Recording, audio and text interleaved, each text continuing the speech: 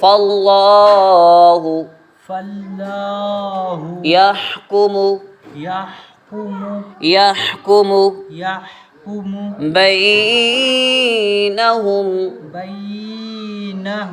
فالله يحكم بينهم يوم القيامة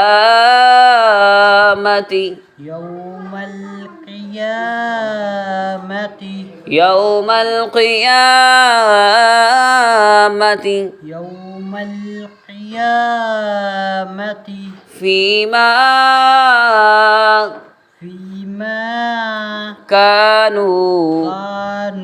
فيه يختلفون